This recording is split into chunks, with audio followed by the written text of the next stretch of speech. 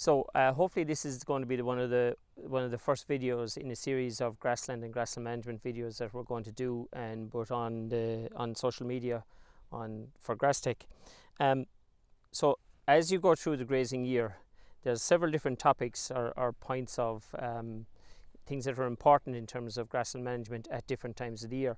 So we're here on a farm in mid-July, and I suppose one of the topical things of discussion is how the sward is changing from being reproductive to being vegetative. And it's a fairly important changeover in the sward itself, because there's a significant difference between the feeding value and the sward characteristics of a reproductive sward compared to a sward that's vegetative. So what I mean by reproductive sward is a sward in which there are a lot of tillers. Most of the tillers, or maybe at least 50% of the tillers in them, are reproductive in that they're trying to produce a seed head like this.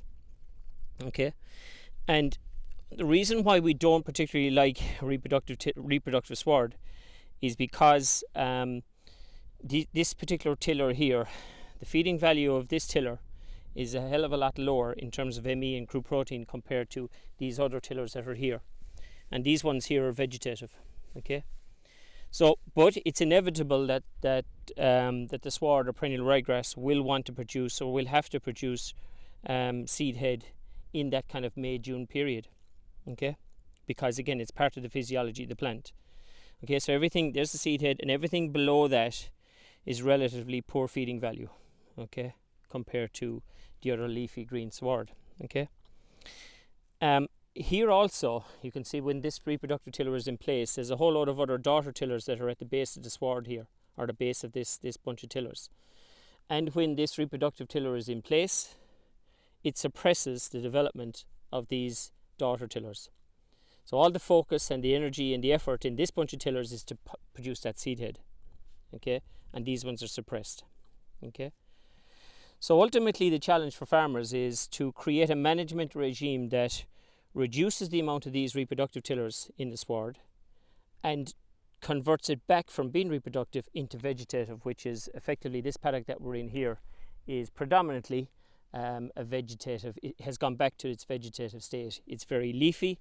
It's the majority of the tillers here are composed of pure leaf and a thing called pseudostem, which is very, very high feeding value, and it's inevitable that cows will perform better, will perform higher. They'll have higher milk protein and higher output in a sward like this.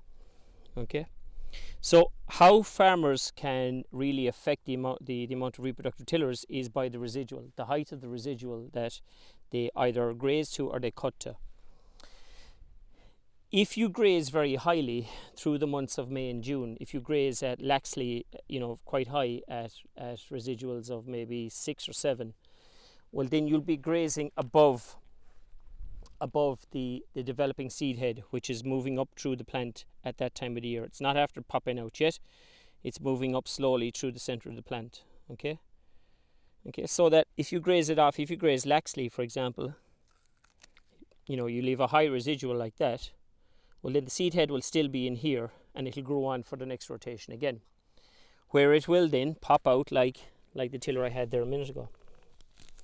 And then, of course, you're asking the cows to graze all of this, which again is poor feeding value. So the trick is to, if I can gather another bunch of tillers.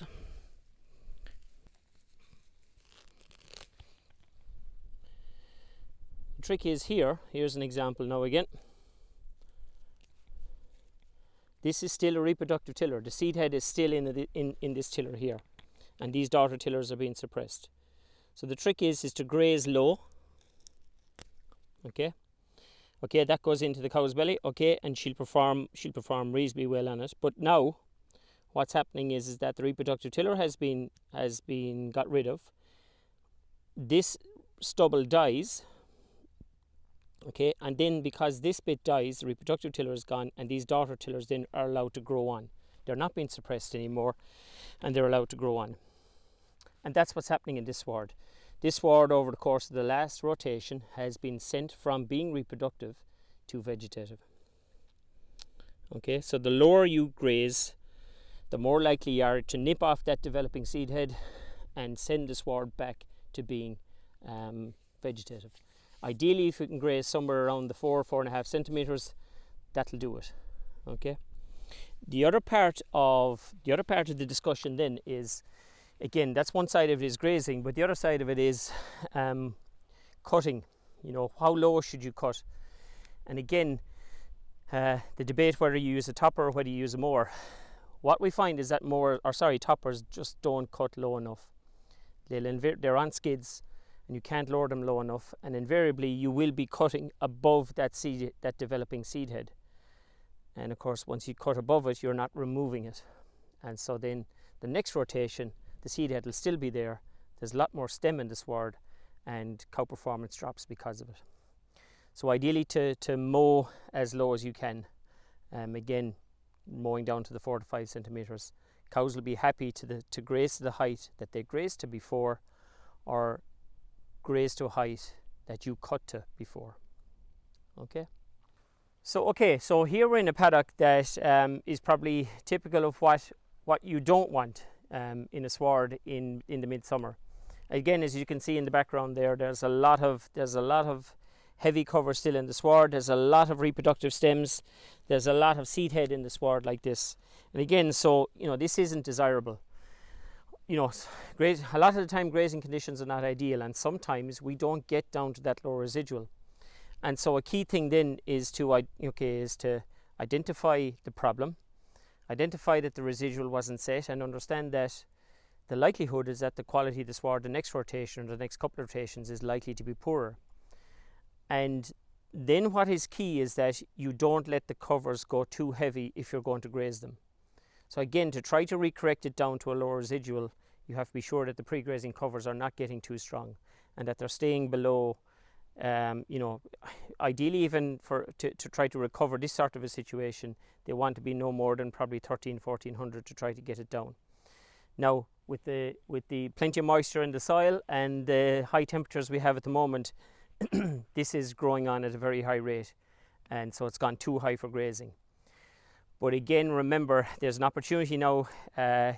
This particular farmer is going to skip over this paddock, and there's an opportunity to correct this by cutting low. So he will probably mow it himself, and with a mounted mower, he will cut as low as possible, and again, in one foul swoop, will turn this from being a predominantly reproductive sward to a high quality vegetative sward for the second half of the grazing year.